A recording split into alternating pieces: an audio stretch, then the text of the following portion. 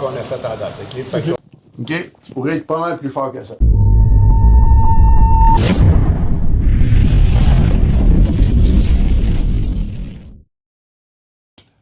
Donc, pour l'épisode 4, aujourd'hui, on parle de musculation, fitness, force, etc. avec Eric Fostro, a.k.a. Body Fit. Je pense que la plupart des gens le connaissent comme ça. De ce que je comprends, c'est naturopathe, thérapeute sportif, le fondateur de Body Fit. Il est certifié niveau 5 pour Péloquin et ceinture brune en jiu-jitsu, ce qui est un peu quelque chose qu'on aime parler ici, étant donné que c'est du grappling, c'est très relié. Donc, vous avez une connaissance qui est directement liée au sujet. Et aussi écrivain. Commençons par parler de ça. Ben, j'ai écrit 3 livres. Le Code, puis Strength Code, fait que c'est juste la version française, mais le Code, il est plus updaté, fait qu'il est un peu plus récent. Puis j'ai aussi Roll Stronger, qui est en anglais pour les entraînements de Jiu-Jitsu. L'entraînement en force, il parle de nutrition aussi en même temps. Fait qu'il y a un petit peu du code là-dedans, parce que ça fait des années que le code me suit, là, je dirais. Fait que c'est les méthodes que j'enseigne avec les clients, avec les athlètes aussi. Puis, c'est pas mal de ça que je parle dans les livres comme ça. Oui, puis j'ai vu le code, je pense qu'il est en vente sur Amazon. Oui, tout disponible, les trois sur Amazon. Oui, c'est ça. Puis, juste rapidement, le gym ici, on voit qu'il y a 2 parties, une partie musculation et jiu-jitsu. Donc, les deux, ça fait partie d'un tout maintenant. Oui, absolument. Puis, ça va faire la première année là, vraiment que le Combat Dojo, il est vraiment très actif. Là. Fait que ce que j'ai fait, c'est que j'avais mon gym à côté. Body Fit, ça fait une dizaine d'années que je suis là. Puis, je voulais continuer de faire du jiu-jitsu. J'en avais déjà fait avant avec un ami. Puis, au fur et à mesure, ce qu'on a fait, c'est que je dis, OK, on va développer un gym de jiu-jitsu. Fait que même, on le faisait dans le gym. Fait que dans le fond du gym, où est-ce qu'il y a le secteur des machines, mettons, pour les jambes, on mettait les tatamis par terre, puis on a commencé comme ça. Puis après ça s'est développé. Tout le monde a embarqué. La majorité des clients ils ont embarqué là-dedans. Puis après ça, le local s'est libéré à côté de chez nous. Puis j'ai dit, OK, on va prendre le local au complet. Puis c'est là que ça a commencé avec le Combat Dojo. Ouais. Puis avant de poser plus de questions, peut-être liées directement au sujet, en visitant, j'ai remarqué quelque chose que j'ai jamais vu dans un gym de jiu-jitsu. Vous avez un arc à flèche. Je veux que tu m'en parles parce que je pense que personne n'a jamais vu un arc à flèche dans un gym de jiu-jitsu. Ça a commencé pendant la période de COVID, quand ils ont fermé les gyms. Puis nous autres, on avait des arcs, on tirait avec les guns aussi, puis tout ça. Puis après ça, on a dit, OK, tant qu'à ça, tant qu'à rien faire, puis rien faire dans le gym, j'ai mis des cibles dans le fond du gym, puis à partir de la réception, on avait une affaire comme 60 pieds. J'ai commencé à tirer, fait qu'on passait le temps comme ça. Puis là, après ça, je disais, OK, on va faire des cours ici pour les enfants. Fait qu'on va commencer à faire des cours, justement, janvier, on va commencer à faire ça. Puis c'est juste parce que c'est le fun, tout aussi. Ça change, mais c'est dans l'aspect combat, dans l'aspect samouraï, dans l'aspect, tu sais, comme arts martiaux, mais aussi l'art de Kyudo, là, qu'on appelle, là, qui est le tir à l'arc, justement, la méthode japonaise. Là, mais c'est d'amener un peu l'aspect comme calme, relax, puis la concentration quand on tire avec le tir à l'arc. Puis, tout le monde aime ça. Oui, j'étais vraiment surpris. Super le fun, Et puis, peut-être une autre question qui m'intéressait aussi avec votre gym, c'est que j'ai vu beaucoup de machines qui semblaient spécialisées que j'ai pas vu dans d'autres machines. Oui, c'est ça. C'est que ce que je fais ici, vu qu'on a joint le gym avec le jiu-jitsu, j'ai énormément d'athlètes de jiu-jitsu d'ici aussi, même d'ailleurs, mais je vais évaluer la personne pour commencer. Fait que là, ce que je vais faire, c'est quand quelqu'un vient me voir, j'ai une batterie de tests à faire avec eux autres. Fait que j'ai des testings musculaires, j'ai aussi des testings qu'on fait à l'intérieur du gym pour voir soit les genoux, la force endurance, mais c'est beaucoup des entraînements en termes de force, mais spécialisés pour le jiu-jitsu. Fait que c'est des entraînements spécifiques, mais il y a des approches de programmation annuelle qu'on va parler tantôt, mais je vais te montrer comment ça fonctionne vraiment, qu'est-ce qu'on fait. Tu vas faire les tests aussi. Puis, tu vas être honnête avec moi, je suis pas bon, tu vas me le dire. 100%, mais tu vas le voir aussi, peut-être qu'il y a des choses qui vont manquer. Mais c'est justement, c'est ça qu'on va faire, c'est qu'il n'y a pas... Il y a personne qui va avoir le même entraînement. Il n'y a pas 18 000 exercices non plus. Ça se ressemble régulièrement. Mais c'est pourquoi que je vais vraiment mettre l'importance d'individualiser les programmes d'entraînement. Parce que tu peux avoir des forces, des faiblesses que Gérard n'aura pas, Ouais. mais au moins, c'est que ça va te permettre de faire un programme qui est fait pour toi. Puis, c'est l'aspect personnalisé qu'on va avoir là-dessus. Puis, si des fois, tu as besoin de plus de force endurance, des fois, on va avoir plus de cardio, du conditioning, ben, il faut que j'amène ça dans ton plan pour être capable de performer avec les Je vais compétitions. épargner ton temps, j'ai 0 cardio. Je vais te le dire tout de suite. OK, fait qu'on ne testera pas, mais il y a des façons de tester. Le but, dans le fond, c'est de ne pas tuer la personne. Puis même quelqu'un qui n'a pas vraiment un cardio ou qui s'est vraiment jamais entraîné, moi, ce que je vais faire, c'est que je vais dire, regarde, je vais avoir ma batterie de test pareil, je ne m'attends pas à des résultats de fou. Mais au moins, on a un point de départ. Puis là, on voit les progrès, on sait qu'est-ce qui se passe. Puis après, mettons, 3 mois, on réévalue. Puis là, on voit la progression. Puis là, le monde, c'est comme, OK, c'est parfait. Là, on voit. Mais souvent, ça se transmet rapidement au jiu-jitsu. On le sait tout de suite. On va le remarquer comme, OK, j'ai plus d'endurance. Je gasse pas après 5 minutes. Puis, tu sais, c'est mon but là-dedans. T'sais. Fait que ce qu'on peut faire, regarde, on va aller faire les tests. Let's go. All right. Let's go. All right. Premier test qu'on va voir, c'est plus l'intégrité de ton genou, puis voir qu'est-ce qui se passe. OK? Il y a un petit test très simple que je veux voir plein de choses avec. Ça, c'est avec les années. Puis ça, c'est un des tests que j'avais appris justement avec Poliquin. OK? C'est le CLAD test. Il est super simple, mais ça nous donne beaucoup, beaucoup d'outils. Enlève tes souliers puis tes bas. Pour mes bas aussi. Ouais, toute la guette. Parce qu'il faut que je regarde aussi le pied, la cheville. Il y a plusieurs choses que je vois avec ça. Là, ce que tu vas faire, OK, c'est que tu vas partir sur le step comme ça. Lève une jambe, tes 2 bras en avant, puis tu vas juste sauter en bas comme ça. OK? Tu lèves. Ah, puis je saute. Tu fais juste sauter. OK, parfait. L'autre côté. OK. Fait que pour toi, c'est quand même bien parce qu'il y en a des fois, si on voit le genou qui rentre à l'intérieur, on va voir la cheville super travaillée ou sinon, on va voir le haut du corps ballotté. Il y en a que c'est des genres de faiblesses qu'on va avoir au niveau du corps, qui est le bas du dos, ou sinon, ben là, c'est sûr, c'est le genou directement. Okay? Le deuxième test qu'on va voir, c'est que c'est plus l'amplitude de mouvement, qu'est-ce que tu es capable de faire. Puis lui aussi, ça va m'indiquer si, au niveau des fléchisseurs des hanches, si le bas du dos, ta flexibilité du genou, si tu es capable de le plier complètement. Puis on sait que c'est assez important dans le wrestling, puis dans tout ce qu'on fait au niveau du jiu-jitsu. Je veux être capable de descendre complètement comme ça en restant droit, OK? Puis je remonte tranquillement, OK? Fait que c'est juste de contrôler. Tu vas faire peut-être 1 ou 2 répétitions tranquillement chaque côté. OK? Fait que là, monte en haut encore. Là, descends encore puis viens vers moi complètement. Faut que tu sois capable de t'asseoir comme ça puis rester droit. Toi, tu le fais super bien. Fait que là, on fait l'autre côté. Tu vois, comme ça. Fait que là, on veut être capable de s'asseoir. Parfait. That's it.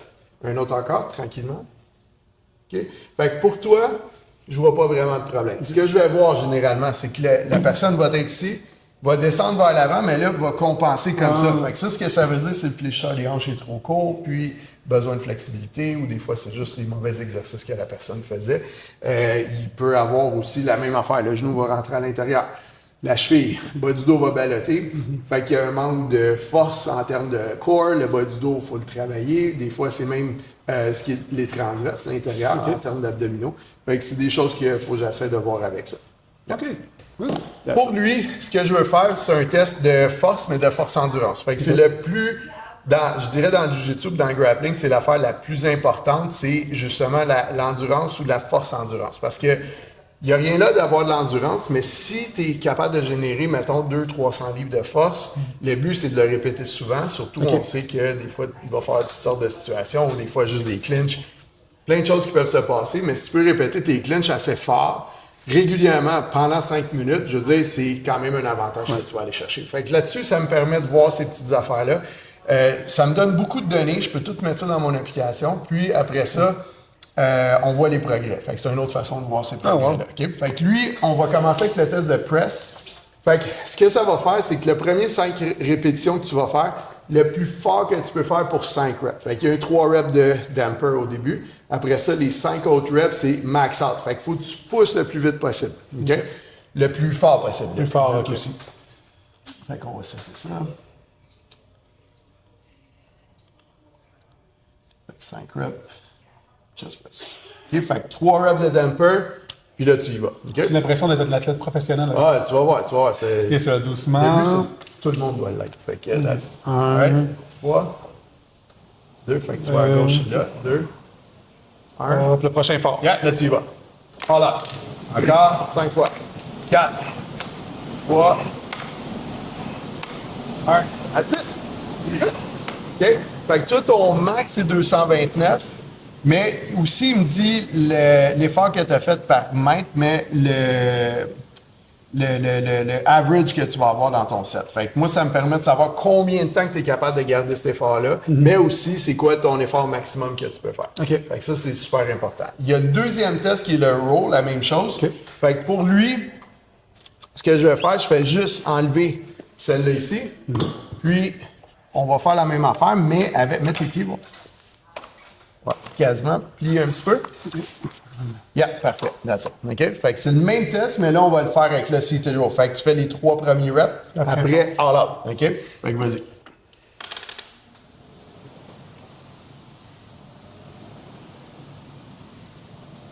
Hein? Et là, vas-y. Hop. Pour. Good. Good. Super. Fait que t'as 230 qui est pas mal dans les bons scores qu'on a fait à date. OK? Fait qu'on a une coupe de records de fait, mais il y en a que, je veux dire, ça dépend du poids, ça dépend de la force aussi, ça fait combien de temps tu t'entraînes. Fait que je vois plein de choses avec ça, mais au moins, ça nous donne un point de départ, savoir où est-ce qu'on veut aller. Puis, est-ce que j'ai besoin de développer plus ta force de tir ou de pousser? Fait, des choses comme ça. All right? That's it. All right. OK. Pour les tests de force un peu relatifs à ce qu'on a vu dans le gym, mais ici, ce que je vais regarder, c'est plus l'amplitude, voir s'il y a des problèmes en termes de joints ou vraiment d'amplitude de mouvement. OK? Fait que c'est sûr que les épaules, c'est des choses qu'on va regarder, mais on va regarder aussi le bas du dos, les genoux. C'est pas comme le test qu'on a fait tantôt, parce que ça, c'est plus un test réactif. Fait que ça nous donne une idée du joint, mais en mouvement. Mais là, c'est comment que le corps réagit. Ici, c'est vraiment spécifique à tous les autres tests qu'on veut faire, mais qui est, mettons, je veux tester les fesses, l'arrêt de la cuisse, pour voir s'il y a un déficit. Puis surtout, le plus important, c'est de voir s'il y a un déficit unilatéral. Ça veut dire que, mettons, ton bas de dos, t'as mal à un côté, t'as mal juste sur un bord. Fait que moi, ce qui va arriver, c'est que j'essaie de voir de où ça vient. Ça veut dire, est-ce que c'est l'arrière de la cuisse qui essaie de faire les compensations? Fait que quand tu vas faire, mettons, des deadlifts, des choses comme ça, il y a un côté qui va toujours tirer plus que l'autre. Ouais. Mon but, c'est de rétablir ça, puis être capable au moins de dire comme, OK, là, tu peux être safe. Là, on peut faire des deadlifts, par exemple, si c'est quelque chose que tu veux faire, mais au moins, c'est plus en termes de sécurité. Puis t'assurer que, tu n'auras pas de blessure, ou des fois, quand tu vas faire des niaiseux, mais un genre de uchi où tu commences à jouer avec le gi, tu vas tirer toujours plus d'un côté parce que tu as un côté dominant, mais quand même, si c'est un côté où tu as une blessure à ce niveau-là, tu cours après un problème ou éventuellement, tu vas avoir des problèmes. Okay? Un exemple. Fait que, mettons, pour le bas du dos ou l'arrière de la cuisse, ce que je vais faire, c'est que tu te couches sur le ventre. Ouais, sur le ventre par là. That's it. Puis, je vais tester l'arrière de la cuisse. Fait que, pour commencer, c'est que je vais voir si, en termes de force, le fessier est quand même assez fort. Fait que, mettons, je lève ta jambe, tu montes en haut complètement, le plus haut que tu peux. Fait que pour toi, t'es correct, OK? Fait que, garde ta jambe ici. Moi, je vais pousser en bas, puis t'as juste à résister, OK? Fait que, tiens-les là. OK? Tu pourrais être pas mal plus fort que ça. OK? Ben, mais là, par exemple, si, mettons, j'arrive ici, là, tu montes en haut, j'y vais, OK, résiste. Il y a une grosse différence entre les deux côtés. OK? Fait que là, c'est là qu'on le voit, mais il n'y a pas d'autre test qui va te permettre de déterminer ça. L'arrière de la cuisse, c'est un peu le même concept, c'est que je vais plier ta jambe, je garde ta jambe ici, puis je veux que tu gardes ta jambe là, moi je vais tirer comme ça. Fait que garde ta jambe ici, résiste. That's it, OK? Fait que là, je fais la même affaire de l'autre côté, garde ta jambe là.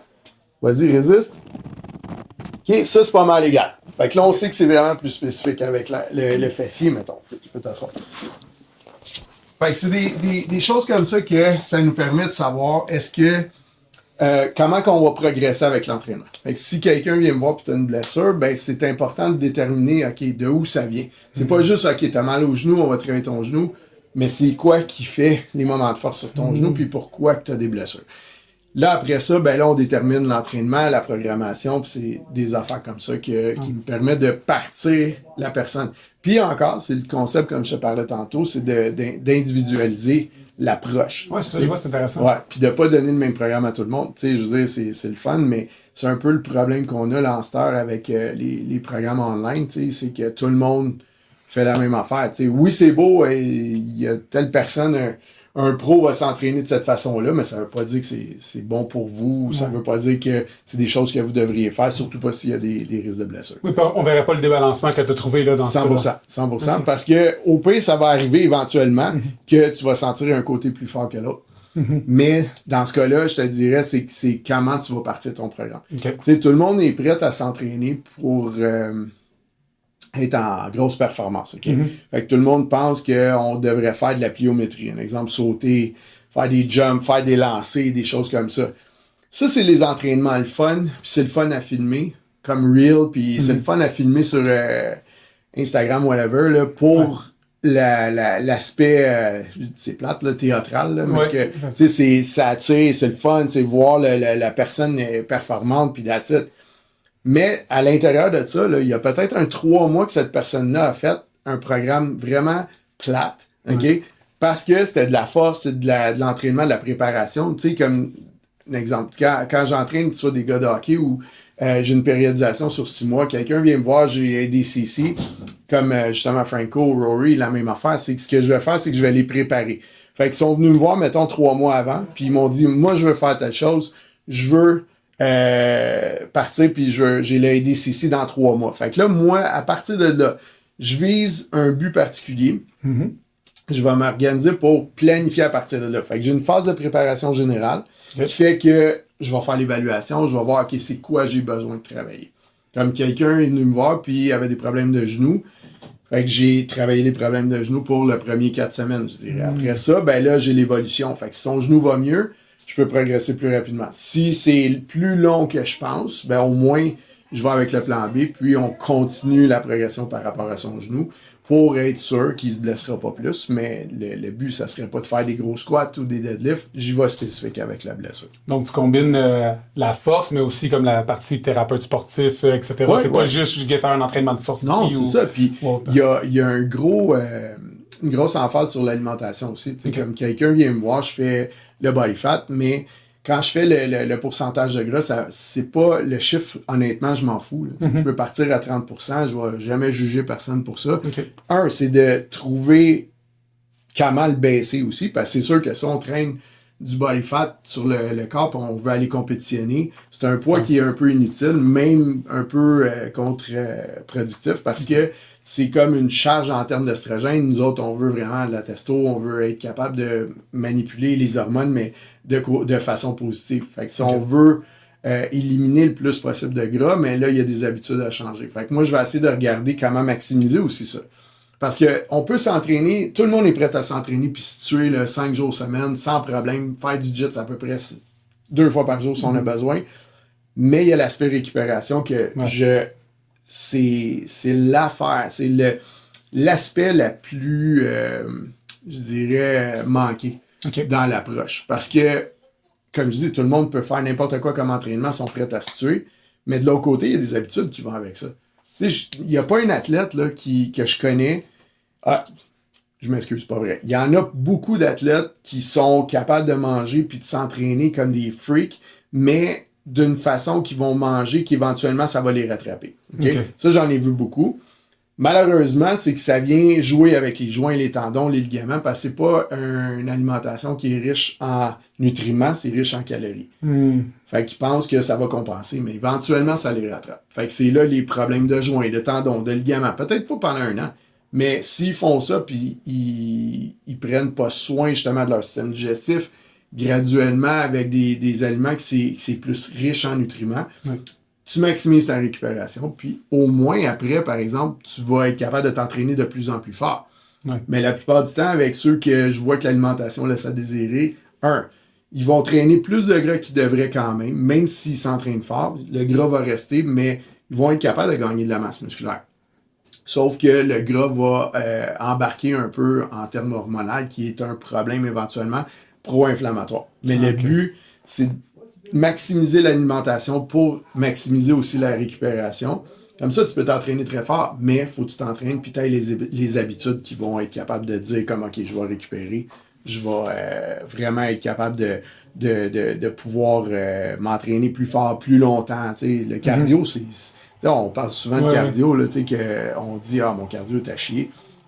des fois, c'est la récupération. Oui, c'est souvent ça. Tu sais, je veux dire, si tu manges 2 fois par jour, mais tu t'entraînes comme un cheval, tu cours après des problèmes éventuellement, puis tu pourras pas maintenir cet effort-là à long terme. Tu sais. Oui. Ouais. C'est quoi le test que tu voulais faire? Je pense que tu as dit que tu voulais faire un autre test? Ou... Il y avait, au niveau des épaules, ce que je vais faire, c'est qu'on va regarder l'amplitude. Puis tu sais, on s'entend Kimura, puis Americana, puis toutes ces choses-là. Ça donne un coup ses épaules, mais aussi en termes du cou, puis les coudes, parce que c'est un peu tout relié. Fait que quelqu'un qui est fort avec les guillotines, puis ou il se fait faire souvent des guillotines, souvent il a mal dans le cou. À un moment donné, le cou, ça s'en va, mais là, ça commence à descendre dans l'épaule. Puis là, après ça, il y a, au niveau nerveux, ça va loin. T'sais. Fait que c'est des choses qu'on peut voir, mais des tests comme super simples, comme je vais juste regarder l'amplitude de mouvement. Fait que si, pour moi, j'arrive, tu sais, comme toi, t'es tête. Okay? Ouais, super. Fait que tu le vois ici, mettons, sur la poitrine, reste droit. Premièrement, ton coude devrait s'en aller quasiment aligné avec l'épaule, qui est correct. Mais là, quand je commence à faire ça, là, tu commences à manquer d'amplitude. J'ai une déchirure du labrum. Et voilà. Fait que, dans les deux. Puis ça, c'est des choses qu'on regarde avec l'évaluation. Même, regarde, tu vois, comme ça c'est hyper tight. Je le sens ici. Là. Exact. Fait que c'est des affaires qu'on n'a pas le choix de voir. Ouais. Si tu veux t'entraîner, oui, tu peux faire n'importe quel exercice de corps du rotateur, mais ça, c'est des tests super simples. Mais tu comme j'ai un ordre de progression avec l'évaluation. Ouais. Si, mettons, je commence à te voir puis je te pose des questions, parce que ça, c'est sûr que j'ai pas embarqué là-dedans, parce que j'ai un genre de gros questionnaire à te faire passer avant. Mais une fois que je dis, OK, tu as des problèmes au labrum, tu as des problèmes avec la corde du rotateur, ben, faut que je teste ça. Ouais. Ça, c'en est un. Fait que là, je commence avec le test d'amplitude. Là, vu que tu as des problèmes, je ne ferai pas les tests de force. Okay. Mais ça me donne une idée. OK, on va commencer avec ça. Tu sais, je te ferai pas faire du gros bench press pour dire comme, OK, je vais venir plus fort. Faut commencer avec... faut marcher avant de courir. C'est vraiment ça qui est important pour moi. Puis, tu le vois quand même assez rapidement que ton amplitude va s'améliorer. Par contre, quand tu regardes le labrum, il n'y a pas grand-chose qu'on peut faire. Okay? Malheureusement. Fait que c'est soit l'opération. Souvent, tu reviens plus fort après l'opération, mais là, après ça, ça compense avec l'autre épaule. Fait que c'est des choses que faut que tu te prépares d'avance pour voir, OK, qu'est-ce que je vais faire comme évolution. Puis, je peux te dire quelque chose, je vais pas t'interrompre. Je vais te dire quelque chose, je peux pas t'interrompre, c'est vraiment drôle, parce que j'ai eu une déchirure au labrum dans cette épaule-là. Okay. Puis j'ai fait de la physio sans arrêt, j'ai été voir quelqu'un pour m'aider, puis il est devenu mieux, je le sens quand même, mais devenu beaucoup mieux. Mais t'as dit, puis là souvent ça va dans l'autre épaule, mais celle-là je suis plus capable de la bouger depuis que j'ai amélioré. J'ai tout commencé à faire RDL, puis on dirait que t'as exactement ce qui est arrivé, c'est ce qui est arrivé. Écoute, ça fait longtemps que je fais ça, ça va faire comme 30 ans, là, mais tu sais, je veux dire, ça revient que c'est un ordre de progression. Fait que si jamais tu travailles, puis c'est le fun de la physio, il y en a qui ont la bonne approche. Il y en a d'autres aussi que c'est, mettons, tu vas te faire opérer au genou, ils vont travailler juste cette jambe-là. OK? Parfait, c'est ça la game, c'est ça qu'il faut faire. Mais le problème, c'est que là, tu as l'autre jambe qui a fait beaucoup de compensation parce que tu as marché tout croche pendant peut-être 1 an, 2 ans avant l'opération. Tu as créé des surcompensations. Ça s'en va souvent dans ton bas de dos aussi. Le corps va compenser. Là, après ça, ton genou devient super fort, l'autre il est tout fucké. Fait que c'est là que faut que tu aies la bonne approche. Fait que ceux qui font de la physio, je leur dis, écoute, parfait, moi, va faire de la physio, mais je vais m'occuper de l'autre en attendant, ou sinon, je vais suivre qu'est-ce que la physio va faire. Okay. Tu sais, dans le fond, ce que je fais, c'est que j'ai plein de physios qui travaillent avec moi aussi, mais ça me permet de dire comme, OK, toi, tu t'occupes jusqu'à 50%, moi, je vais commencer à faire le reste. Une fois que tu es rendu avec l'amplitude, tu sais, l'amplitude normale, là, je peux travailler les deux côtés, mais tu continues de faire ta physio pareil. T'sais. Fait que ça dépend de l'approche du physiothérapeute en tant que tel. Okay. Ouais. Puis, ouais, c'est pas mal ça. Fait que, tu sais, des tests de musculaires comme ça me permet de voir les forces, les faiblesses, puis il faut que tu travailles là-dessus. Tu sais, même en Jiu-Jitsu, c'est le même concept. Ouais, tu sais, si tu es toujours en train de rouler avec tes forces, puis avec les soumissions que tu connais, puis avec les takedowns que tu fais tout le temps, c'est le fun, mais il n'y a pas vraiment de progrès. Non, mais genre, si tu t'apportes le Jiu-Jitsu, je pense que c'est un bon point. Souvent, les gens en Jiu-Jitsu, on utilise toujours notre force. Ouais. Genre, moi, j'aime ça, faire de la garde de ce côté-là. Yeah. Puis après, on commence à avoir mal partout parce qu'on est toujours du même côté en train d'attaquer, un peu comme tu dis. Exactement. Mais il y a toujours un déficit quelque part. Fait qu'il faut tu sais, puis tu sais, quand on drill au début, tu sais, je me souviens quand on était white belt, essayer de faire la technique de l'autre côté. Ouais, c'est un désastre. On vient débile, là, ça, on est moron moteur, mais c'est ça l'affaire. Fait que on est toujours bon avec ce qu'on fait régulièrement, mais c'est pour ça qu'il faut varier les entraînements. Puis c'est là que l'entraîneur devrait rentrer en termes de conditionnement physique, en termes de force aussi. C'est, tu sais, si quelqu'un, sa force de tir est moins bonne ou est vraiment proportionnelle à la force de poussée, ben, il faut travailler sa force de tir. Parce que c'est le même concept en termes de force-faiblesse, c'est que tu débalances en termes d'équilibre musculaire. Okay? Ce que je fais, c'est ce que j'ai appris avec Charles, justement, ça fait au moins 30 ans de ça, là, c'est le structural balance, okay? La balance structurelle. Fait que si quelqu'un fait peut-être 300 livres sur le bench, idéalement, techniquement, pour moi, il serait capable de faire un pull-up à peu près à 260 livres. OK. Fait que si le poids inclus, fait que c'est vraiment un pull-up comme ça. Fait que si tu peux bencher ce poids-là, ben il faudrait que tu aies un pull-up qui a à peu près, je pense, si je me trompe pas, c'est 80 quelques %. Okay? Mais ça, c'est des ratios que nous autres, on a fait, ça fait des années. Mais lui, il les a fait à partir de... Écoute, il a entraîné des athlètes comme à pu finir de tous les sports. Fait que ces données sont à partir de là. Puis je me suis toujours pas mal fié là-dessus, puis c'est vraiment, pour moi, un outil qui est super valable. Comme un exemple, quelqu'un qui fait un bench press. J'ai souvent des gars de foot qui arrivent puis qui me disent OK, je vais faire un bench press, mais j'ai toujours mal à l'épaule, ou ils sont pas capables de progresser. Fait que ça revient avec n'importe qui est dans le gym, que son bench press est quand même assez faible. Même affaire avec le pull-up aussi. Il y a un exercice comme qui est la corde du rotateur qu'on va faire sur le genou. Okay? 10% de ton bench press, okay, ça devrait être ce que tu peux faire pour 8 répétitions avec ce genre d'exercice-là. C'est rare que je vois ça. Okay? Fait que quelqu'un qui fait 300 livres sur le bench, mais qui est pogné là depuis un petit bout de temps, mais qui arrive, puis je te jure, j'ai fait... Ça fait 30 livres quand même, c'est beaucoup. Exact, c'est beaucoup. C'est extrêmement dur de faire ça. Ouais, c'est ça. Puis je te garantis que la majorité des gars qui font ça, OK, ils vont faire mettons, on parle de 3 plates, là, en termes bro gym. En majorité, ils ont toute de la misère à faire du 15 livres facile. Wow. Mais une fois que je commence à travailler la corde du rotateur, le bench commence à monter. Puis ils peuvent pogner du 20, 30, 40 livres facile assez rapidement. Mais il y a une progression à suivre aussi. Sauf que c'est assez efficace parce que c'est toujours des chiffres que je vais me servir. Mais c'est l'affaire la plus utile à la date que j'ai vue dans le gym pour voir les ratios. T'sais, en termes des jambes, j'ai le même concept. Mettons, avec ton squat, ton deadlift, des power clean, je vais me fier à ça. Mais ça dépend des entraînements aussi.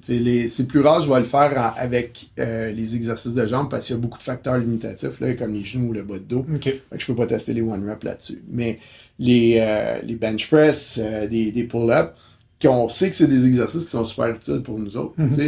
Mais si tu es fort là-dessus, là, après ça, je vais dire, OK, on va aller tester avec la machine qu'on a faite tantôt. Okay. Combien de temps que tu es capable de garder cet effort-là, qui est de la force endurance, qui est une des bonnes qualités entraînées en termes du sport de jiu-jitsu, des sports de combat. Ça tombe bien que pour ça, j'allais demander c'était quoi embarquer dans le grappling. Donc là, une des meilleures, c'est la force endurance. Ouais. Est-ce que, puis je pense qu'en jiu-jitsu, on se dit tout que tirer, c'est super important. Ouais. Est-ce que c'est le plus important de tirer ou pousser, c'est équivalent? Beaucoup plus qu'on va pousser. Pousser, souvent, c'est un frame, mais tu sais, ça dépend toujours de la game aussi. Tu sais, fait quelqu'un qui joue beaucoup à half-guard, ben, il y a un frame à aller chercher. Ouais.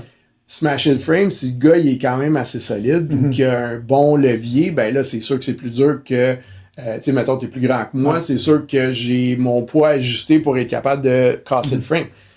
C'est aussi important, je ne sais pas. Ça dépend de la game généralement, mais je dirais que si tu regardes en général ce que tu vas faire, si quelqu'un qui est surtout en stand-up, c'est beaucoup de tirer. Ouais. Surtout en gi. Disons que du gi, c'est encore plus. C'est toujours tirer, tu veux garder ça, mais il y a la force isométrique aussi. Ouais.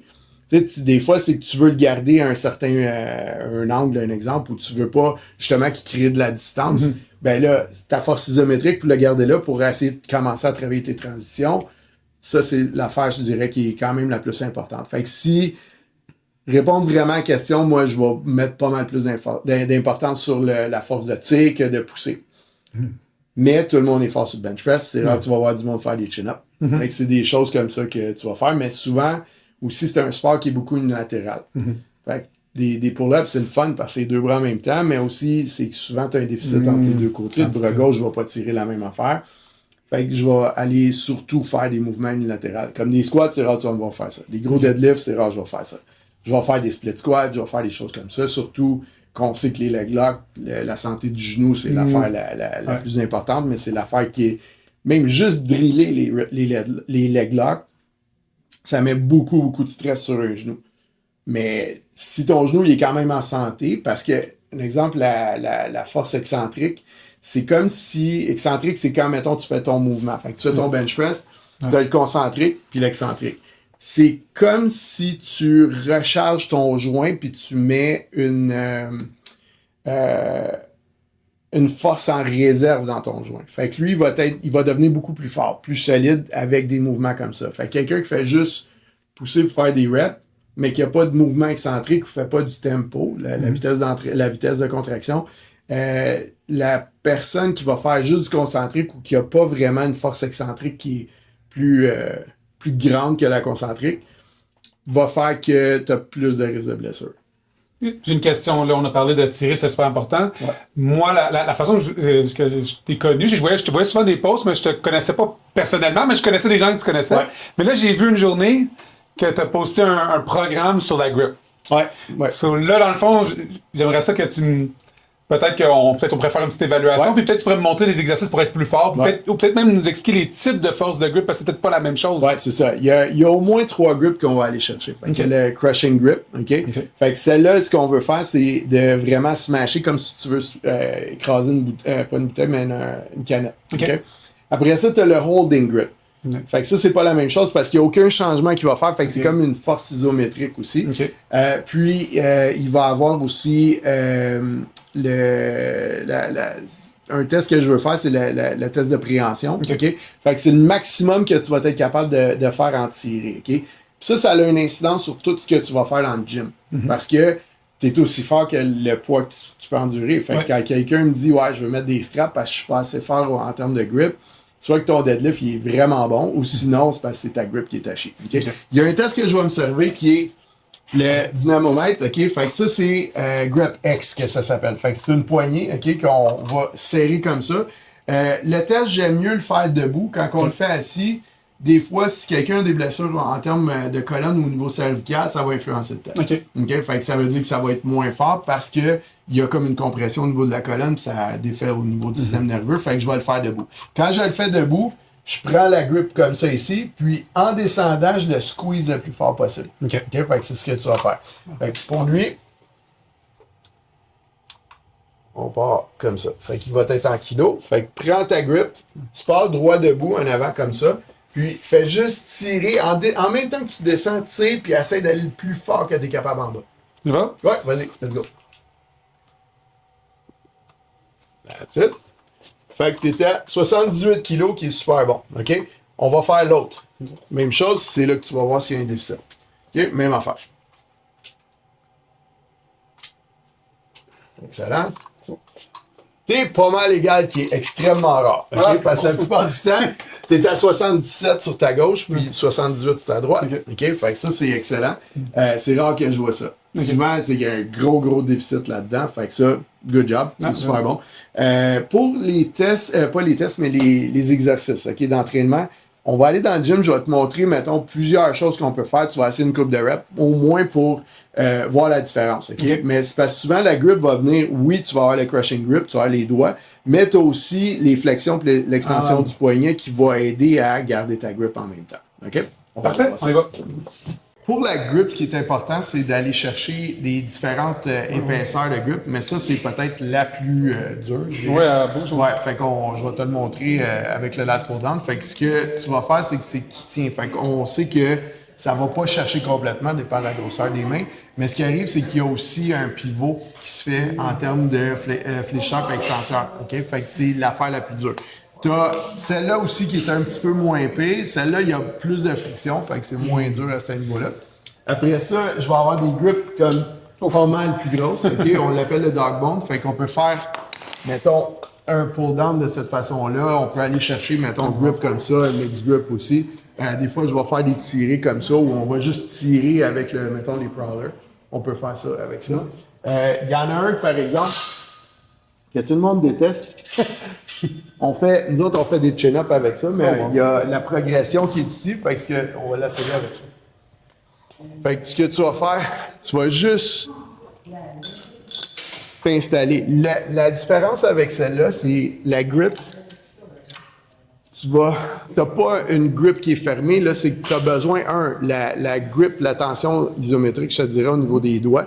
Fait que ça va aller chercher au niveau de la grip de l'avant-bras, mais ce que tu vas faire, c'est que tu montes ici en haut. Fait que tu vas faire ton lat pull down, mais tu tires comme ça. Fait que ce que j'aime faire, c'est que je vais dire, OK, garde la position comme ça pour, mettons, 5 secondes, puis tu vas relâcher comme ça, OK? Essaye ça.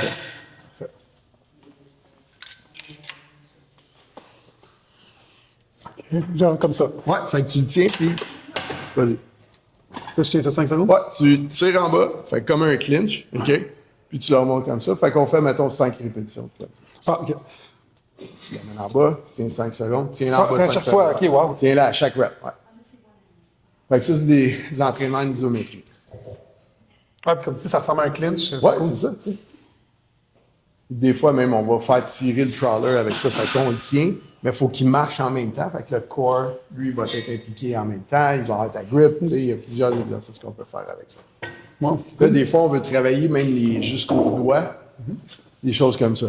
Fait que on va accrocher une grip en bas, ou des fois la poulie, mettons, si on le fait ici.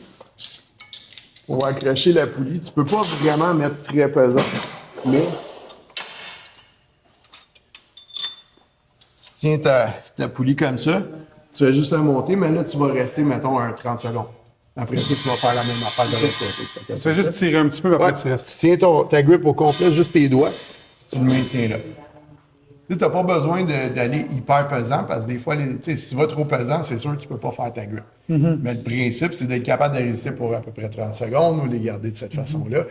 Il y a même des fois, on va faire des chin-ups ou juste des pulls avec, mais un gui.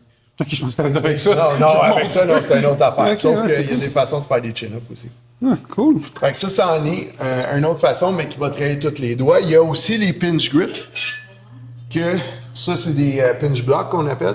J'ai différentes grosseurs. Fait que c'est le même principe que ça, sauf que là, t'as la grip qui pinch comme ça. Okay? Comme un...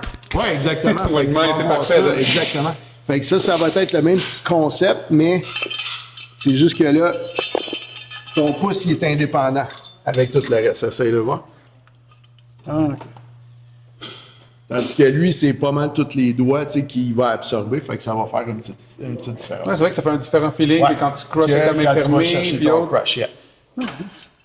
C'est des beaux équipements que vous avez vraiment. Ouais, fait que c'est des affaires vraiment spécifiques au grip. Il y a la même affaire que les boules. On peut faire des chin-ups avec garder la grip comme ça.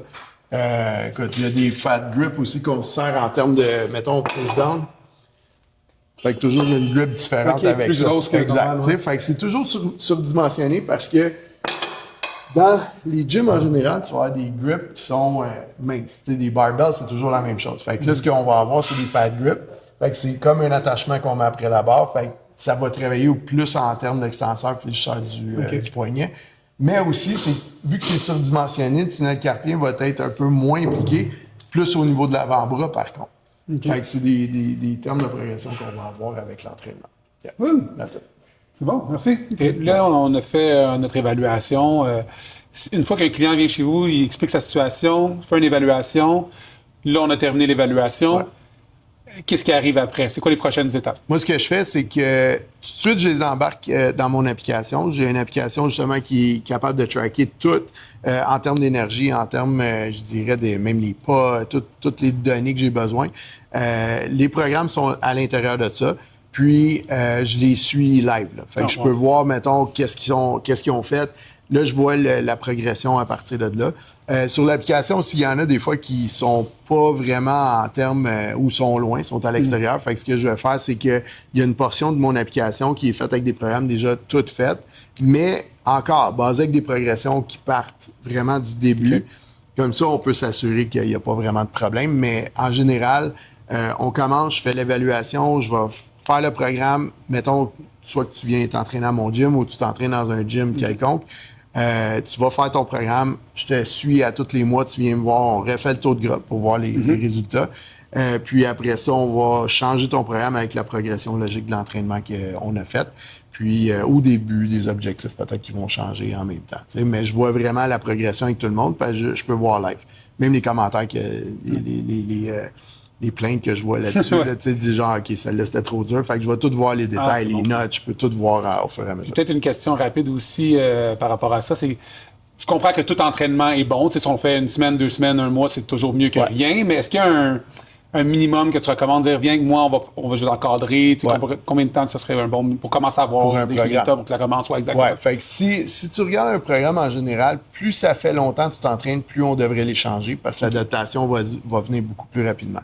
Quelqu'un qui s'est jamais vraiment entraîné, là, qui est complètement vierge en entraînement, tu peux garder un programme jusqu'à 8-10 semaines facilement. Parce que c'est plus long, l'adaptation, mais aussi l'avantage de ça, c'est que c'est eux autres qui vont avoir le plus de résultats rapides. Surtout en gain de masse musculaire. Parce que dès que le muscle commence à travailler, lui, il va travailler, puis il va dire « OK, parfait, ça, j'aime ça, Fait que c'est vraiment là qu'on va avoir le plus de résultats.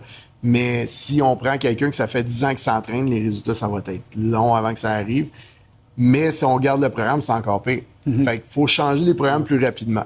Vu que l'adaptation se fait plus rapidement, il faut changer les programmes au plus... Je dirais, là, en moyenne, je garde des programmes pour 4 semaines. Ça peut aller jusqu'à 6 semaines. Ça, c'est on parle de quelqu'un avancé, okay, que ça fait au moins 3-4 ans qu'il s'entraîne en termes de poids. Okay? Mais un débutant, c'est la première année. Premiers 2 ans, je dirais, là, on peut les garder facile un 4, 6, 8 semaines. Puis, il y a toujours des progrès là-dedans. Mais il y a aussi l'aspect motivation. Quand ça fait 8 semaines, tu fais un programme, c'est longtemps. Là, puis c'est plate à un moment donné. C'est ça, exact. Fait on peut les changer pareil aux 4 semaines. C'est juste faut tenir compte de ces affaires-là. Fait que l'âge d'entraînement va faire une grosse différence. J'ai aussi une autre question, juste à propos de l'évaluation. Ouais.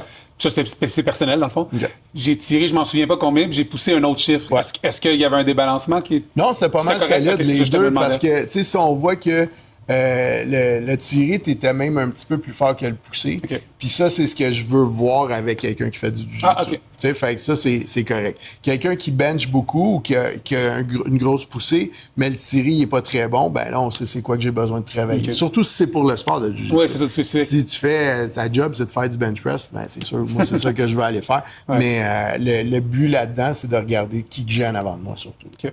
Ouais. Puis là, une dernière question qui n'est pas liée à l'entraînement. Étant donné qu'on a nos Combat Dojo, qu'est-ce que vous faites ici? Du gi, no-gi? On fait gi, no-gi, on fait du Muay Thai, on fait du striking aussi. Okay. On a des profs de striking. Puis, il y a des cours pas mal à tous les jours, 7 h le matin. Gi, no-gi, c'est les mardis, jeudis. C'est moi qui donne le mardi. Jeudi, j'ai un autre instructeur. Fait qu'il y a plusieurs instructeurs qui prennent la relève. La fin de semaine aussi, on est là. Fait que, on a tout le temps du monde qui s'entraîne à côté. Puis les gens, c'est ça, ils s'entraînent, ils font du jiu-jitsu. Oui, c'est ça. Souvent, c'est ce qu'on va faire. Puis c'est ce que j'aime faire, c'est de rouler en déficit. Ça veut dire, je vais, comme un exemple, le dimanche au gym à côté, on fait des strongman. Fait qu'ils sont vraiment spécifiques à ceux qui font du jiu-jitsu, mais n'importe qui peut venir. Ouais. Sauf que dans ce cours-là, c'est des stations qu'on va faire. Fait que c'est comme 5 stations de 8 minutes. Okay. Mais c'est justement encore de la force endurance. Fait que si tu es capable, tu vas aller à un certain niveau. Toi, tu vas pousser à un certain niveau. Fait que tu essaies d'endurer le plus possible. Mettons, je fais un superset avec la machine qu'on a faite tantôt, justement. Je peux faire un leg press aussi. Okay. Fait que là-dessus, je vais dire, OK, tu fais 20 répétitions. Après ça, tu vas pousser le prowler. Mais là, il faut que tu fasses ça pendant 8 minutes non-stop. Wow. Mais c'est non-stop, c'est que tu prends les temps de repos que tu as besoin.